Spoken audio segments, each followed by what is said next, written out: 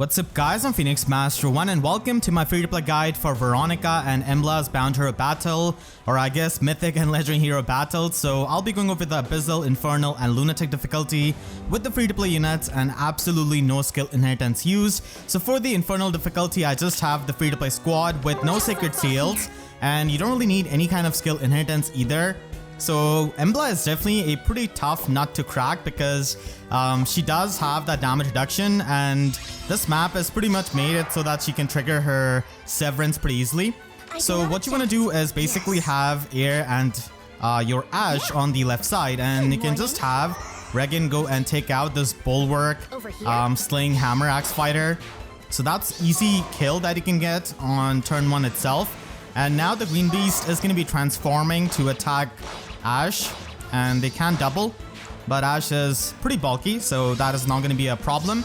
And now we can go ahead and just attack this Fatal Smoke Red Mana Kate, and that is going to be spreading to Ashe as well. So it's really important to attack first with your Eir.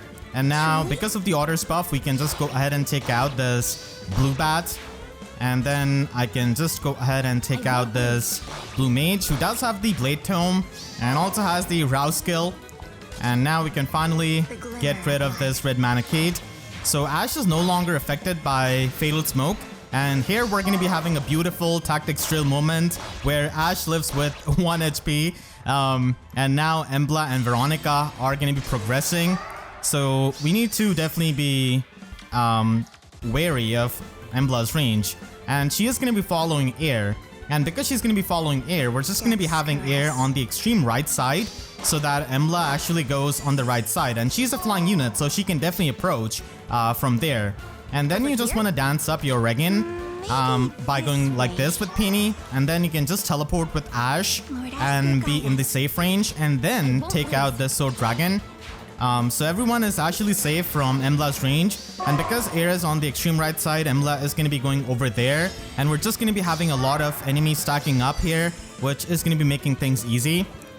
So now we can go ahead and take out this Flash Healer who does have Still Water, and that is just going to be a one-shot from Eir pretty easily, and then dance up Eir, and that is going to be allowing our Ashe to go over here to take out this Lance Cavalier who does have that Clash skill.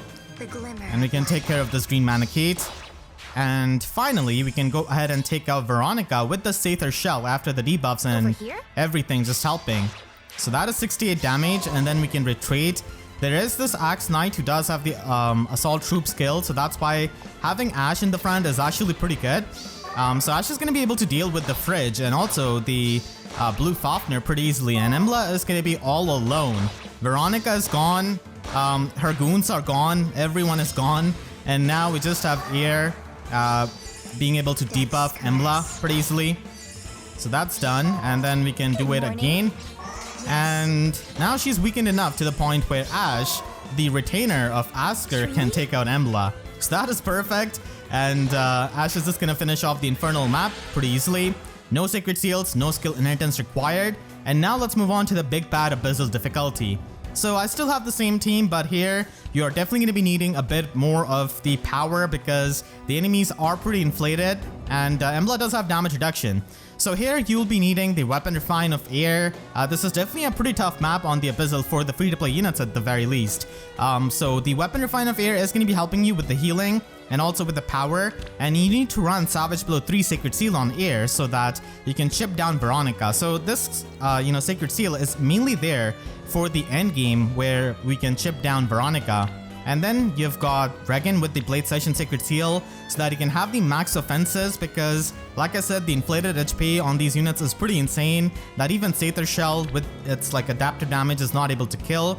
So that's why having that is really going to be helpful. And then you can just have any kind of like skill which can give you at least 3 attack and 3 defense. So I do have unupgraded attack defense bond 1. I'm just using that. But you can also use bonus doubler. I tested it out. And you can also run attack defense form. So I have tested out with a couple of other sacred seals. And I just wanted to use a sacred seal which is not really upgraded, just to show that this can even work even if you don't have the upgraded sacred seal. So Ashe just needs attack defense bond 1, and then Peony needs absolutely no sacred seal. So that is going to be our team for the Abyssal difficulty.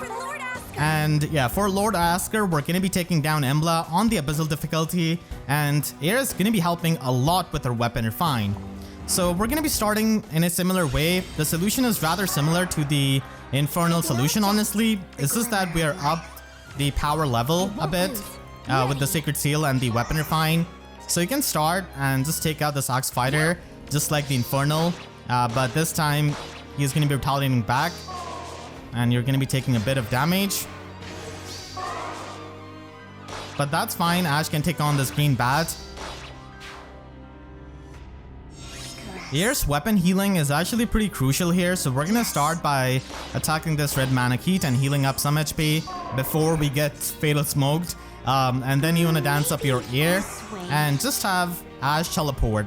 And this is the reason why we have got attack defense bond 1, so that we can do enough damage to this blue bat to take them out. Without that Sacred Seal, you're not gonna be able to kill. As you saw, it was pretty exact lethal right there. And you can just go ahead and take out this blue mage, get rid of the Fatal Smoke, Deep Wound status effect, and then retreat with Kanto. And then Eir can just take out this red Manakete and also restore some HP to Reginn and Ash. And we don't really have the bond skill active on Ash, but this is going to be enough to survive with 2 HP. So another tactics drill moment, and we do take out that bat. And now that we have Embla and Veronica coming towards us, it's time to run away. So we can just go over here with Eir and attack the Sword Dragon. And we can use the Sword Dragon to charge up the Aether Shell on Reginn so that we can take out Veronica with that. So gonna be going over here with Reginn. But before you attack, make sure to have Ash in the safe position. And then you can go and attack the Sword Dragon and charge up your Aether Shell for the next combat. So yeah, we can just Kanto in that same position. Embla is going to be following Eir, so she goes on the extreme right side. And we can just easily take care of this Troubadour and go over here.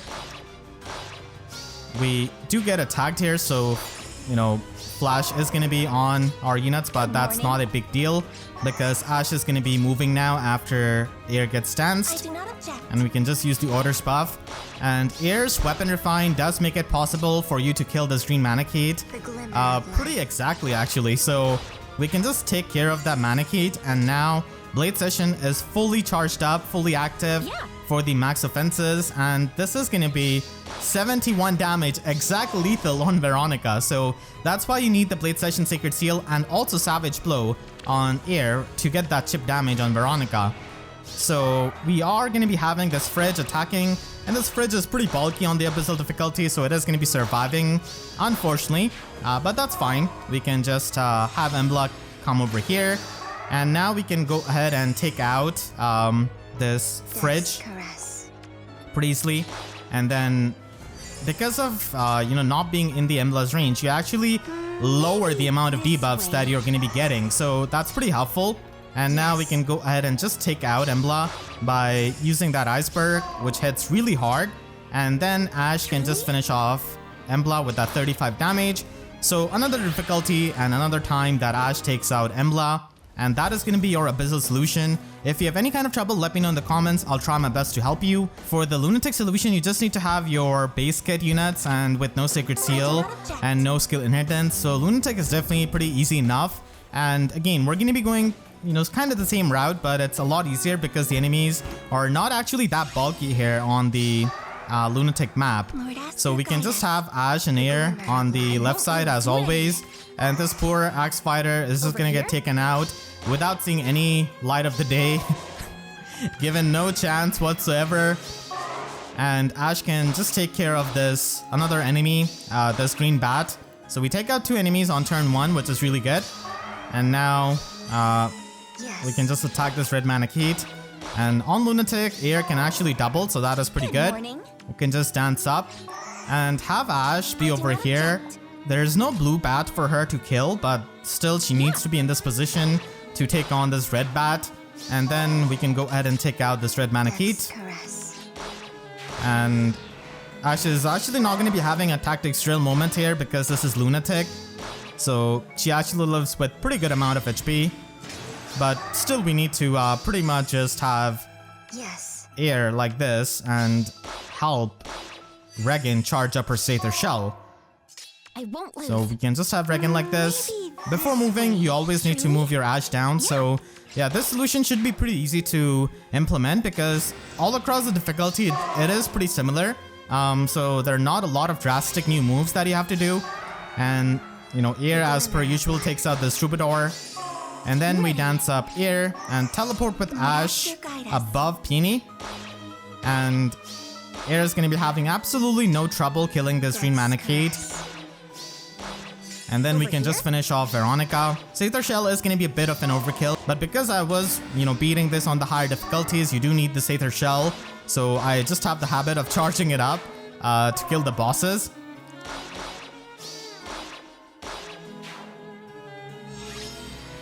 So now we just have Embla and time to weaken her with Eir. Good morning. And then finally, once and for all, just take her out with Ash or Cow. So that is going to be it for this free-to-play guide. I hope this helped. And if you enjoyed, then make sure to leave a like and a comment. Helps me tremendously. And if you really enjoyed, you could always support me directly by using Super Thanks or by becoming a YouTube member down below as well. And for more FEH videos, make sure to subscribe and hit the notification bell because YouTube sub boxes are about as functional as that axe fighter at the start. So that's it. I'll see you guys next time. Thank you so much for watching and have a great day.